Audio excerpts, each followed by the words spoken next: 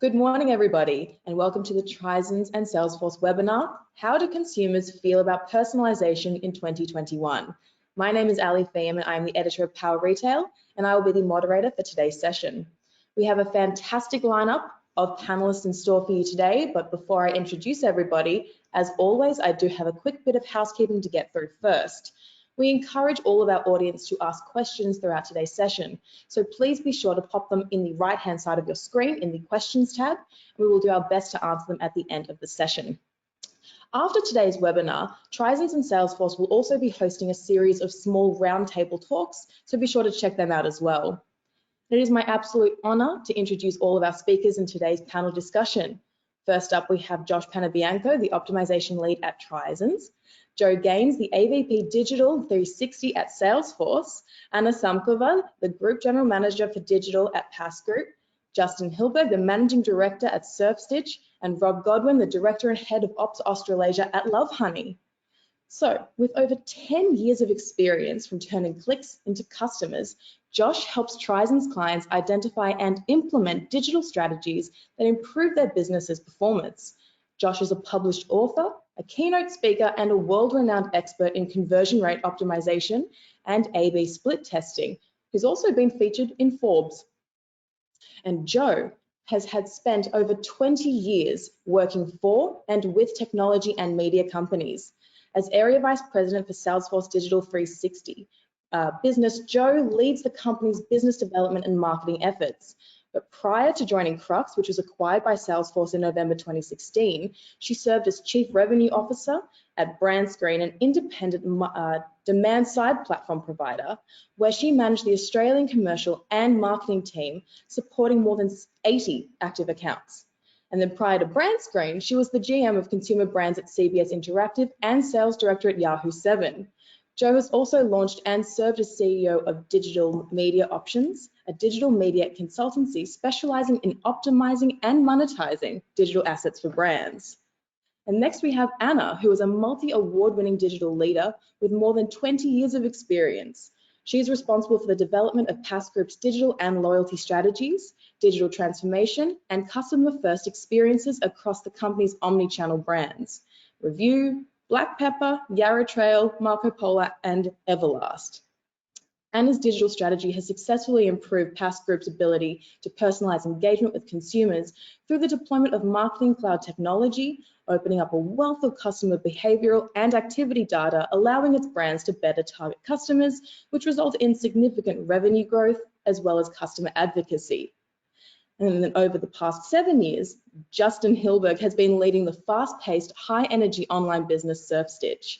Over this time, the business has achieved many milestones, including an IPO, and global expansion, as well as successfully traversing the difficulties faced by many fast-growing businesses, including managing multiple restructures and ownership changes. And with stocking over 400 brands, and a rapidly growing catalogue of new categories, Surfstitch has established itself as the leading coastal lifestyle platform in Australia and is in an excellent position to deliver future sustainable and profitable growth. And last but not least, we do have Rob Godwin, the Director and Head of Operations of Australasia at Lovehoney. He is responsible for the day-to-day commercial operations and performance, as well as growing the Lovehoney brand in Australia. Since starting Lovehoney Australia, he's been featured in international publications and was on the industry board for 6 years. His role at Lovehoney is diverse and encompasses creating, developing, and implementing a multi-level business plan and strategy to ensure that a successful operation of Lovehoney Australia, while accelerating its year-on-year growth. Rob manages a 30-strong team with 4 department heads, which includes customer service, warehousing and distribution, online trading, PR and marketing, and finance and buying. So welcome everybody. It's a great team today. Absolutely love it. So it is absolutely no secret whatsoever that last year evolved what customers have come to expect online when they browse, buy, and interact with brands. Personalization has become expected, but there are still a lot of questions when it comes to how comfortable people are with sharing their data, what it is used for, and how we can create compelling experiences.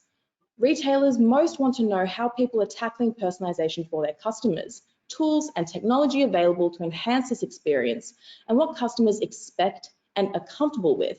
But how much knowledge or transparency becomes a bit too creepy? This online panel session will look to speak to brands and retailers about how they best serve personalized experiences for their customers and what they are looking for as to the next big frontier. Now that's enough from me. I'm excited to welcome everybody here on this panel as we begin the discussion. So we're going to start with a question for Anna. What does personalization mean for your customers, and how have you applied it in your business? Hi, Ellie. Thank you for the lovely introduction, and it's nice to be here.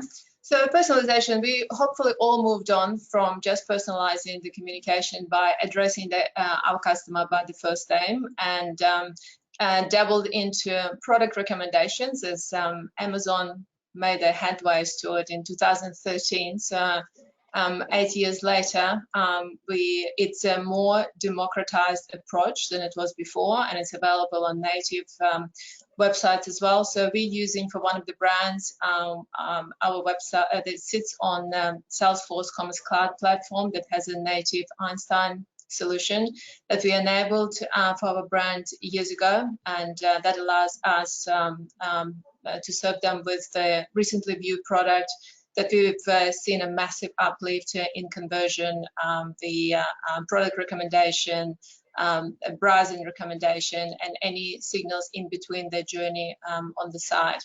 What we've seen a big success in terms of technology is our algorithmic approach to customer shopping behavior on the site. For one of our brands, Black Pepper, we use a virtual stylist assistant. That's the SaaS platform. And we've seen across the board, actually, across the group, we've seen in the last financial year about 300% increase in conversion rate. With people who were served product recommendation as opposed to people who did not come across that formula. And the same for Everlast is one of our brands. We have one of the features we use is called Glove Finder. If you want to take our boxing and you're not sure which glove will fit you the best, head to the website, and that widget is available on the homepage, and you go through a very quick AI-powered journey, and hopefully towards the end it will take any confusion out and you'll know exactly which glove to purchase from Everlast. So we've seen the return on investment of times 56. We've seen a significant increase in average order value. So it's been a fantastic journey for us. Fantastic. That's amazing. I don't even box, and I want to try the glove tester thing. That sounds fun. And Josh, I should do it. Yeah, definitely. Maybe I'll have a secret talent for it and I have no idea. So Josh, I'm going to ask you the same question. What does personalization mean for your customers, and how have you applied it in your business? Thank you, Ali. Firstly, thank you for such a warm introduction. That was very kind. I guess how we see it for our customers, it's very much about viewing it through the customer's lens. And if you view the data in the report, basically there's a really clear takeaway is that when customers see it as a benefit to them, there's a really positive interaction there. And so we're trying to always see it through the customer's lens.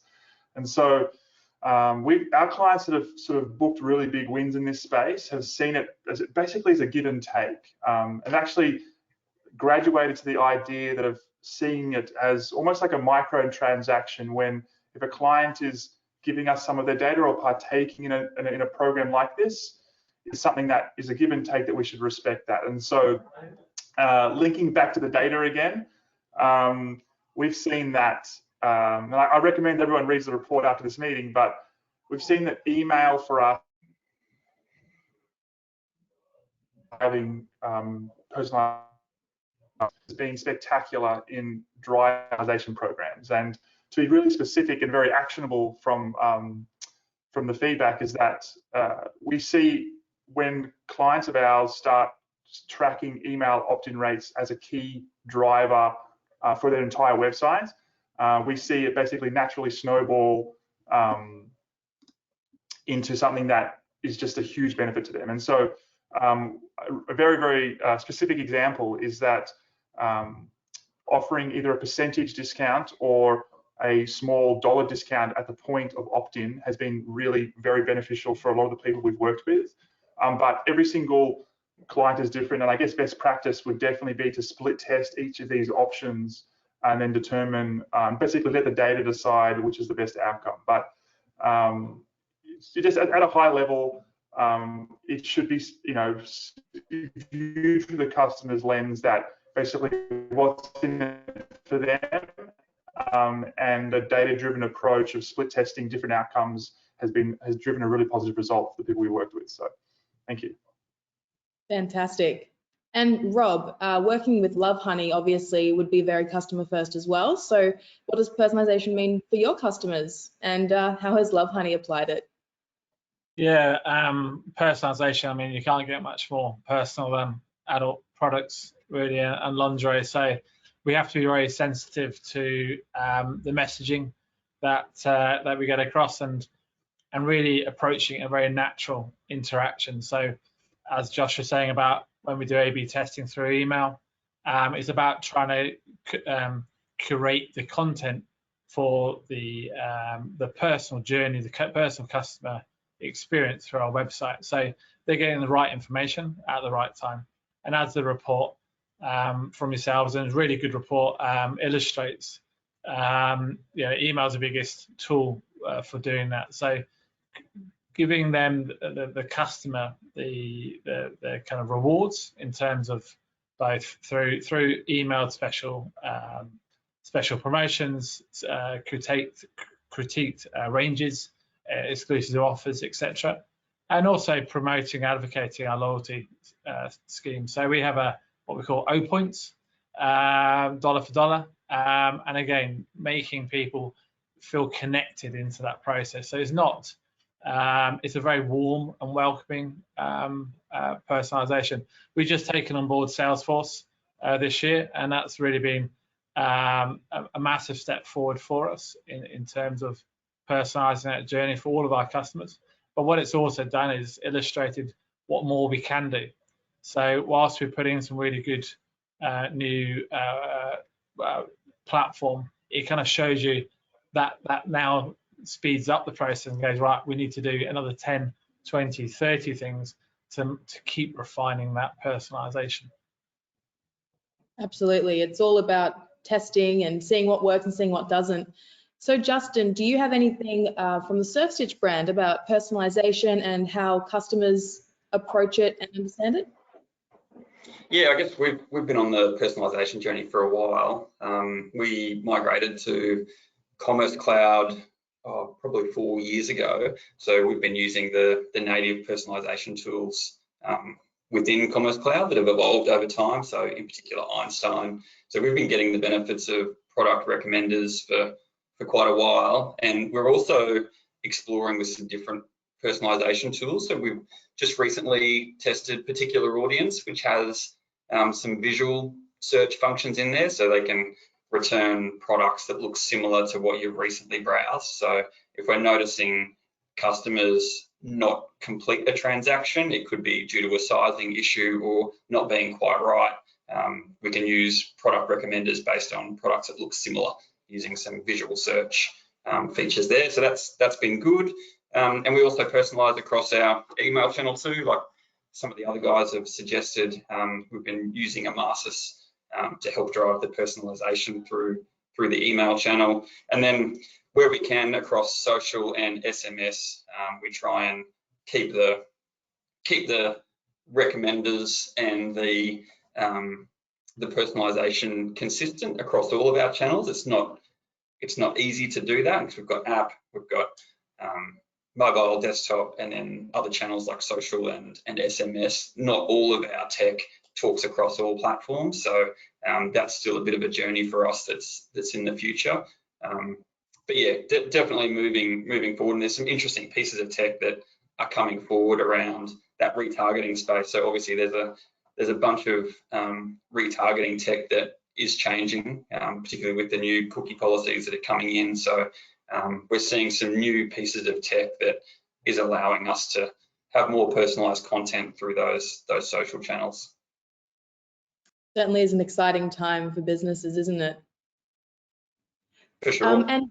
And Joe as well, just touching on Salesforce, is there anything that you would like to add about what personalization means for maybe the retailers that you work with and their customers, and how Salesforce applies it as well? Yeah, and I think you know, as Anna and all the panelists have touched on, really you could probably interchange the word relevance with personalization. You know, it's not just about putting your name in an email and, you know, then it's personalized. It's very much about, you know me, understand me, engage me in more meaningful ways, you know, like you use what you know about me. We've done, you know, we did a study with Bain, which said that, you know, customers want banks to use the information they know about them to make it more relevant, more personalized. We've obviously talked about the report that we've referenced here today, but we've also got a State of Connected Customer report where customers are saying that, you know, brands are still a bit impersonal. They need to be much more personal when they're engaging with customers. One customer that is, you know, very close to my heart, because I do spend quite a bit of my disposable income with them, is Mecca Cosmetica. And Ali, I'm sure you are the same. I know how much you like to make sure you're ready for a screen call. But Mecca, you know, during the last couple of years during the pandemic, was very much an in-store, you know, beautiful, luxurious experience, and how to translate that to digital pretty much overnight as, you know, 130 stores closed. They were able to do that with a lot of sort of meet the founder events and beauty lab. And I had my own experience recently where I was trying to, you know, buy a tinted moisturizer that was the right shade for me, and I got to talk to the same person that I talked to in my local store through their chat function, and actually get the product matched to previous products I've bought from them and have it delivered to me. It arrived the next day. Like, that whole experience of know me, understand me, know what color my skin is, you know, get the right product to me on time. Despite those physical stores being closed, the ability to translate that digitally, I think, is really powerful and creates that loyalty as well that we've already talked about here on the panel. Oh, fantastic. Yes, I am a big fan of Mecca, and I think that they've done a great job with their digital transformation. So definitely props to them. Now, we have mentioned the report quite a few times, and according to the Trizons report, almost half, 44%, of consumers have an expectation for a proactive, personalized experience from retailers and brands, which would come at no surprise. But one of the most popular areas of personalization is product recommendation, which we just mentioned before. So what tools and technologies have you guys been using to create personalized recommendations or experiences online? I will throw this one over to Rob to start with. Yeah, the product recommendations and reviews are an integral part of the Love Honey customer journey. It might surprise you to know that our customers don't want to hear from a 40+ something good-looking Englishman about what products they should buy or shouldn't buy. They want to hear from their like-minded consumers, their peer group. So we have over 290,000 customer reviews, and that's let the customers do the selling for you. I think Salesforce is a great way to illustrate those. So one of the, as we look through Content Square, where the mapping is on the page, people do go to those customer reviews. We use those reviews both on a global level for all of our 9 international websites, but also we break that down to like Trustpilot. We rank 4.7 out of 5, which is excellent. And we have specifically 15,000 just Australian reviews. So if they're wanting to look from a global perspective or from a domestic perspective, there is that ability to do both. But I think that develops a trust in those reviews, in illustrating them on the website, the trust in actually what they're reading and what they're understanding is actually relevant and not just something curated for them to read. And that goes down to another level where we can illustrate on our site non-selling videos. So by that I mean actual informative videos which we create, and that's where we spend a lot of time and resource, in that most of our key products have got a video on the functionality of a product rather than on the selling. And that way you're giving that trust or empowerment back to the consumer to make that right choice. And we back that up through our customer service, where none of our customer service agents, through live chat, through email, or through phone calls, which is 24/7, none of them sell. They complement that product review by steering the customer to make their right decision, rather than saying you've got to buy this because X, Y, and Z. It's more about providing them the right information at the right time. So it's through product review, through non-sellable videos, and through that customer experience. And I think that's backed up in the last year during COVID, with our biggest growth market being 35 and below single females, because obviously they're not out interacting in the community. So therefore they're buying a lot more products. That's our biggest growth area. And specifically Gen Z, there is a tolerance to go away from big brands. There is a tolerance to go away from the salesy, the kind of fake news. So the more real you can be in product reviews, I think the more connection you'll have with the consumer. Definitely. I think it's also important to see that it's not just a one-size-fits-all approach. You know, obviously for Love Honey, it's a very specific type of recommendation, whereas maybe for Custard, Anna, it would be different altogether. Do you have any tools or technologies that you use to create personalized recommendations and experiences online? Yes, definitely. I can echo what Rob just said. So certainly product reviews plays an integral part in establishing that trust with the customer, and so is UGC content. It's been that successful for us that we actually converted through our Facebook and social media advertising, including the most rated product and the best featured product as well. But in terms of technology that we're using, it's definitely that Einstein product recommender that I've already mentioned. And we came across the CDP platform that heavily integrated into our entire ecosystem a few years ago, where we saw that big gap between operational systems being ERPs and the marketing automation systems. Well, it depends what you use. Justin, in your case, it's Emasis or MailChimp, whatever it might be. And we plugged in CDP into it that allows us to segment the audiences and serve them with one-on-one marketing, pretty much. So based on the product they browsed, which color do they like, what size that they're purchasing in, and make it very, very specific to that audience. So to Rob's point again, it's not about being salesy. It's not about what we want to sell to our customers. It's what they want to see and what they want to purchase from us.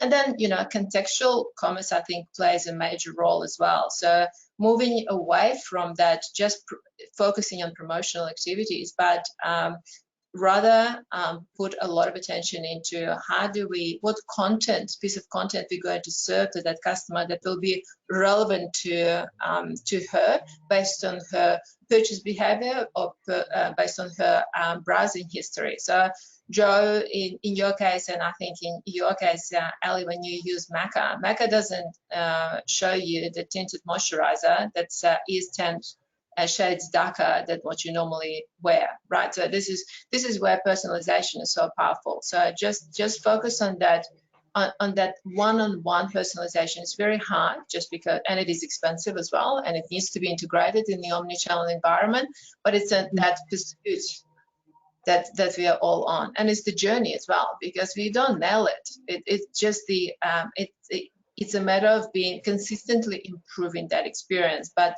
following your customer. Definitely. And Josh or Joe, do you guys have anything that you would like to add to that as well? Joe, would you like to go first? Absolutely. Go. Yeah. Okay, no, then go ahead. Okay, all right. Well, I mean, you've already mentioned the Salesforce Einstein product recommendations, which is great. Thanks for doing my job for me. But I think as well, Anna, you touched on CDP.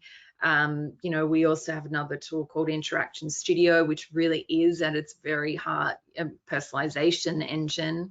But yeah, with all the changes to cookies and, you know, needing to really get your first party data in order, I think having that real CDP approach, you know, the customer record, and that's the heartland that Salesforce comes from, right? Everyone knows this is CRM, but what you can then do with that profile store, really, how do you bring it to life? How do you sell to me? How do you market to me? Like you know, we have all the tools for that. We've talked about the way lots of brands are doing it. Super Retail Group is another customer that we work with that have lots of different brands, Super Cheap Auto and Rebel Sport and a whole load of those brands, Anna, that you'd be familiar with as well. And just being able to use that product recommendation, that Einstein product recommendation tool to really surface up, you know, what are you interested in? What have you just bought? And therefore, what might complement it? You know, what are you into? Are you into boating? And, you know, like just that stuff. Know me, understand me, and you see the results. Anna's talked about the results that they've had, but, you know, for Super Retail Group, like sixfold when you start to go into that. What is initially a, you know, a financial outlay, but the cost benefit is completely there. It's you know, do more with less. Definitely. And Josh, do you have anything that you would like to add as well before we move on? Sure. Firstly, Joe, I just wanted to say I really appreciate that Mecca story. I think that was really fantastic. Thank you for sharing that. That speaks directly to this whole conversation today. So before I answer the question, I just wanted to say thank you for that. I guess from our side of things, we've seen great success sort of embracing an experimentation sort of mindset and framework around this, where in very specifically now about split testing one-click upsells on the cart page. And so just basically to drive average order value and not sort of understanding that we don't have the answers, but the more we experiment, the more we test, we're going to get closer to the ideal outcome. And I guess my last point is that how you recommend products on mobile and how you recommend them on desktop should be radically different because they're different environments altogether. And so that's been a huge success for the people that we've worked with, where just split testing at the device level of how we're recommending products in the cart page has been very, very fruitful. So. Wonderful. And that's actually a great segue, because next I wanted to talk about personalization across different channels. So Anna, how do you personalize across channels? And, you know, as an example, if you bridge in store and digital or create a seamless app experience?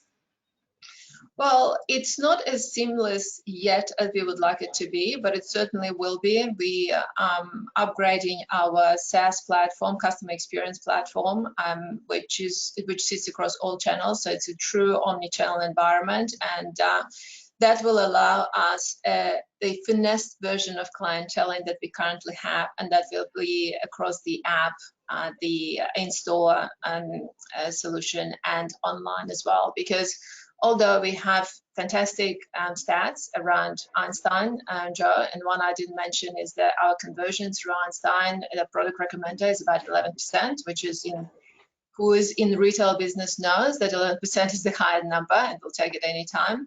But how does it translate into stores? How do we link it all together? How do we serve our in-store associate with that knowledge that that customer browsed that particular product or left that particular product in their wish list, and this is what they need to talk to her about it. So this will be launched in October. We worked on it for a long time. So we're not there yet, but we're getting very close to it. As I mentioned before, it's that relentless pursuit of us getting better at providing a better and more engaged customer experience across all channels. I'm very excited to see that launch in October. So exciting stuff. Watch this space, Ellie. Definitely will. And Rob, what about you? How does Love Honey personalize across channels? We're actually pure play we don't have an app or we don't have stores in this country. Where we try to get is a consistency across all of our channels. So whether that is across email, across our social, across our search, really, it's ensuring that what we present to the consumer across whatever platform we're communicating, and where we focus strongly in Australia, lovehoney.com.au is that consistency. So making sure that our email retention, our SEO, our content, and PR are all aligned. So what the consumer sees, if they're seeing some of our adverts or seeing some of our paid search or emails, is consistent. And that's where we use our ambassadors to a great degree. And even down to the small things, like the physical things, like having that consistency of across all of our platforms of just thanking the customer, reaching out to them. Like we put in thank you notes into all our dispatches, and that was reinforced through our customer service, where we have our 5 core values, and one of them is it's nice to be nice. And just, it might sound very simplistic when we're really talking software here, we're talking a lot of online tech, but sometimes the simplest approach is just that it is a simple approach of being consistent and thanking the customer and being consistent in what you deliver when you deliver it. Absolutely. Sometimes simple is best. And Justin, just touching on what Josh was talking about before about having lots of different platforms such as mobile and desktop being different, I just wanted to talk about SurfStitch. Again, I know you guys are pure play too, but do you personalize across channels, whether it be mobile and desktop or app and digital magazines, or what do you do at SurfStitch? Yeah, we've got an app. Plus we treat all of our channels slightly differently depending on the customer behavior and interaction. But to Rob's point, we definitely try and keep it as consistent as possible across all channels. We use the Einstein recommenders. We have things that look similar or this customer also bought, and we serve those up through email across channels, but they're also visible on site as well. So the customer is always getting that consistent message from us. But I think the key that Joe mentioned earlier, personalisation often gets confused and overcomplicated, and it's really about relevance. So in an ever-growing product catalogue that we all have, and there's so much noise digitally out there, how do you serve really relevant content, relevant products, relevant messaging to your customer based on what you know about that customer? So it's really about forming that connection and showing the customer that you care by serving them relevant content. We've noticed that from our email journeys, our more relevant communication and personalised communication in email performs so much better than sort of the massive generic blasted emails. The metrics are just so much stronger. The open rates, the click-through rates, the conversion rates at the end of the day are so much healthier in more personalised, smaller distributed batches than our kind of big batches that we distribute. I think because that channel in particular is so crowded over the last 18 months, I can't imagine how many more emails are out in the stratosphere than there were in the previous 5 years. I know even from some of our partners, the email sends have gone up kind of 10, 15, 20-fold compared to where they were 12 months ago. So being super relevant in those channels is very important to just maintain the contribution of those channels, because it's very easy to get lost in the flood. Definitely, but impressive stats as well. So keep it up. You're doing a great job, obviously. And I do have a question for everybody here on today's panel. I would like to ask for one tip that you guys would give for businesses or retailers that are looking to start a personalized journey and a personalization journey rather in their business. So I will start with Joe. From a Salesforce perspective, what would be your one tip for businesses? This sounds a little cliche and a little simplistic. Sorry, Anna in particular, but I think you're headed here, right? This idea of having your customer data on a single platform, like just I think one of the things that people are challenged with and battle with is and I hear it all the time, like we have multiple records for that one customer. Like how do we just need a central place. We need that one place where we have the customer record, the customer profile, and then that becomes, and we keep updating that, you know, and we push and we pull from it. So I think that's a really important step for everyone to take.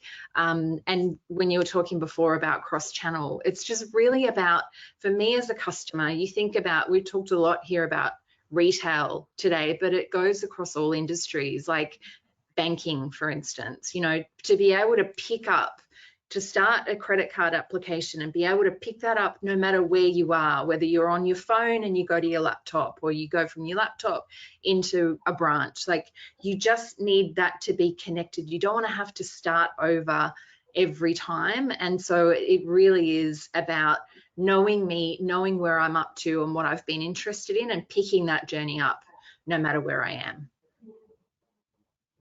Absolutely.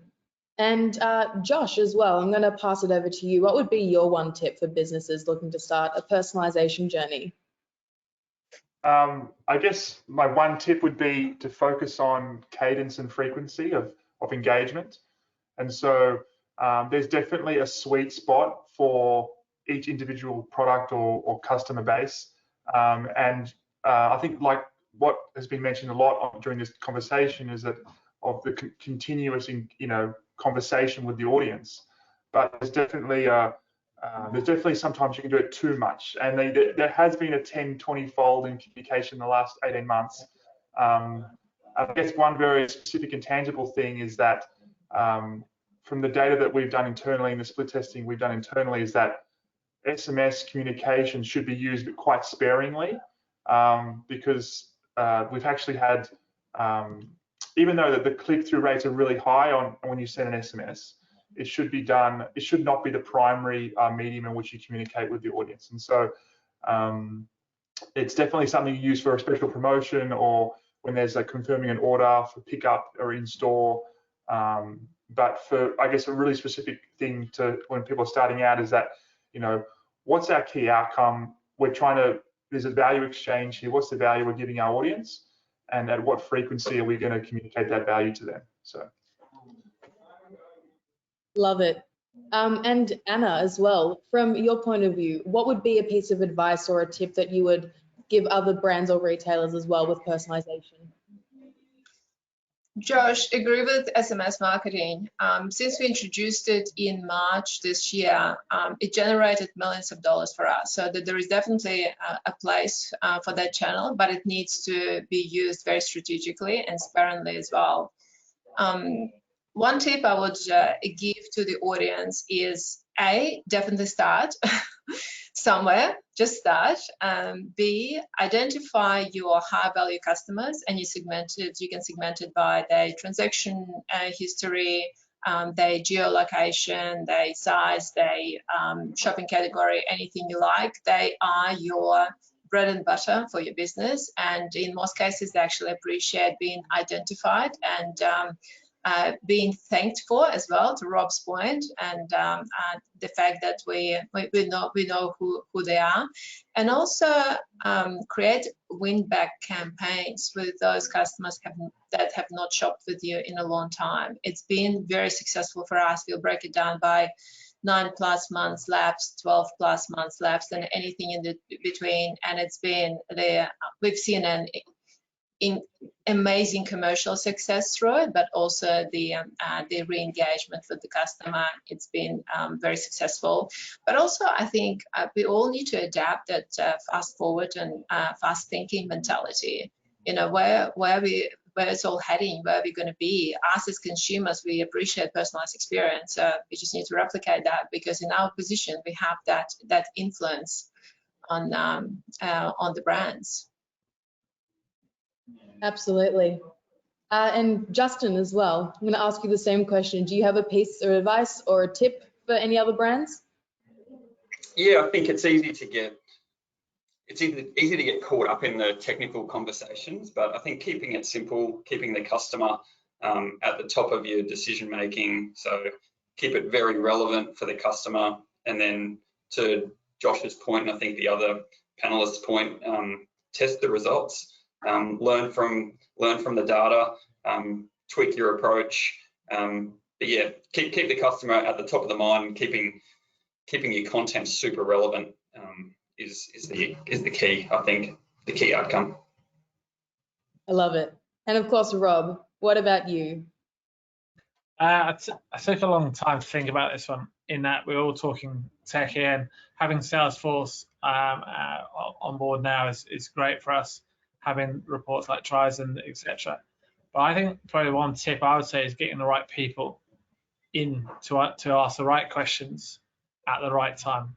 We can get flooded with a stream of data and a stream of information, but unless you have the right people to understand that data and to ask the right questions in the first place to get the right data, you can't fully apply the benefits of good platforms like Salesforce and good pieces of technology across all of your channels. And that's probably the hardest thing at the moment, when we're in a gross shortage of educated, experienced e-commerce staff. That is really tough. That is really, really tough to find at the moment. But my one tip would be to try and find those people that can really boost your understanding of that data, and then really drive that conversion and the understanding of that personalization journey for your customers. Absolutely. Now, just conscious of the time, we only actually have time for maybe 1 or 2 questions from the audience today, and this is quite a big one, so it's pretty obvious, but how have you guys tackled the issue of transparency with customers to make sure they know exactly how their data is being used, and how can you also build trust with them to share said data? I know this has been a huge issue for multiple businesses, not just retailers, but across the board. So I'm going to start again, maybe with Joe, and how Salesforce can help businesses build trust with customers to share their data, and so that they know exactly where their data is being used. Yeah, I mean, it's never been more important to build that trust. Like, there's so many options for people now, and everything is at your fingertips. So, like I said earlier, consumers are saying that they want they want the data that they're sharing to be used to make the experiences more relevant, but they also want to be told how you're using it. They want you to be really transparent about, and share that with them. I know that, as websites started to pop up the little, cookie tracking box to say share, but, consumers were going, what does that even mean? Like, how does that improve my experience? What am I saying yes or no to? And so I think as brands, you really need to explain to consumers, what am I going to do? What can you depend on me for? What am I committing to do as a brand that you care for and trust? And I think that's really important. As consumers, we know it's important. So just a little tip, let them know they want you to do it, but they also want to be treated like adults in the process. Could not agree with you more. Does anyone else have anything that they would like to add to that as well about transparency and data? It is quite a touchy subject as well, so answer how you wish, but yes, Josh? Sure, I can add something. I guess one quite metric-driven insight that I've seen over the last 18 months, and I opened up to the panel as well, is that I've seen quite a sharp increase in the traffic to terms and conditions pages over the last 18 months.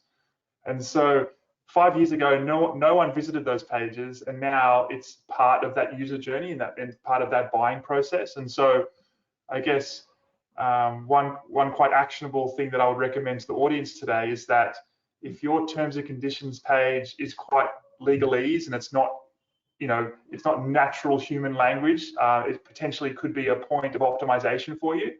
And so just the terms and conditions should read like a normal, natural human conversation. That is, it shouldn't need any interpretation. So I'm not sure if anyone else has experienced or seen that uptrend in terms and conditions engagement, I guess, but we've definitely seen that. So that's really interesting, isn't it?